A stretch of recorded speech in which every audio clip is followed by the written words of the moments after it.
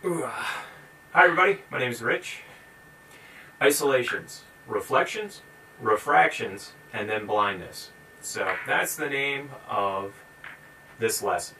Now the reason I call it reflection, refraction, and blindness will become evident as the lesson goes on. The first thing I'm going to start though is with a reflective ball. So that should give you some idea of why it's called reflection, refraction, and blindness. Now, the first thing you want to do is grab some reflective balls. If you don't have any reflective balls, we'll get to some refractive balls in a little bit. Refractive balls are in acrylic. A couple of them on the floor over there. Now, when you take a reflective ball and you're trying to do an isolation, I typically start with 2 balls, as 2 balls is easier than 1 ball for starting out at least, and then you can progress to the next level of doing a single ball. So let me start with 2, and then we'll work our way to 1.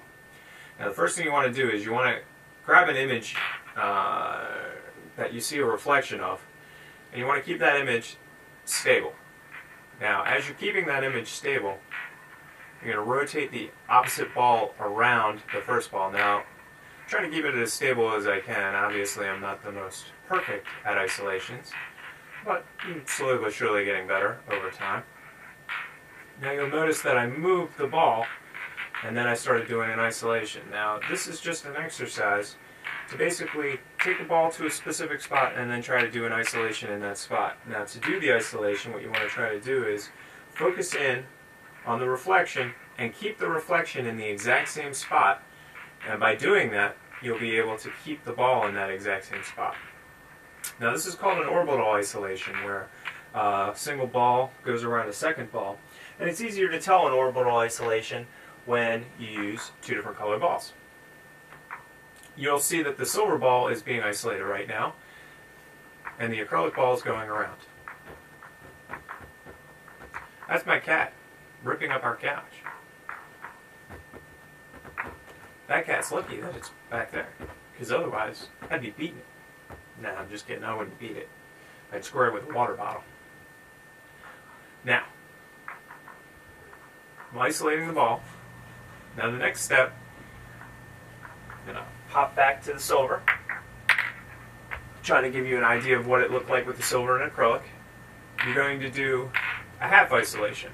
What I mean by a half isolation, instead of the ball going completely around in a circle, it's only going to do an arc, and then it's going to stop.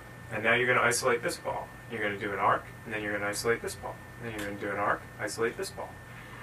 Basically, that's how you can make a ball walk from one side in a straight line to the other side. You can also do this isolation going forward, going backward, and in a wide variety of other ways. Now what I just did there was a curl, with an isolation and then a curl. Now I couldn't keep the balls completely isolated the whole time because my arm needs to move around. Now this is actually a 2-ball isolation where I'm keeping both balls isolated as opposed to a single ball. Now this is a little bit more difficult than doing 1 ball. It's not impossible. Nothing's impossible except what's impossible. Actually, nothing's impossible except what you think is impossible. Therefore, anything you think is impossible is. If that makes any sense. Now, just playing around real quick, doing some isolations and doing some other work so you can see what's going on here. Now, I said I'd do 1-ball isolations. So that's what we'll do right now. Take the single ball. What you're going to do is you're going to walk the ball forward and isolate it. Now, it's probably not what you were thinking about when it came to an isolation. You're probably thinking of this. Now, this is called a palm circle isolation, because I'm doing a palm circle and I'm trying to isolate the ball. As you can tell, I'm not great at it. But, like I said, slowly over time I will get better. Now, to do this, what I do is I go 1 finger to the next, to the next, to the next. If you notice that, I did it really quick. 1, 2, 3, 4. Woo! The woo part is where it's going across my palm. Now, the other direction is what I have a hard time with right now, because I haven't done enough practice on it. I haven't played enough with it, as I like to say. Something Michael Glenn taught me. I don't actually practice anymore, I just play a lot. Okay. Now, one more.